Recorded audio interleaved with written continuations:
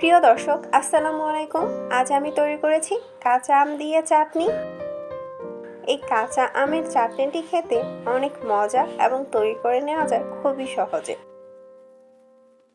দেখে নেওয়া যাক আমি কিভাবে এই কাঁচা আমের চাটনিটি তৈরি করেছি।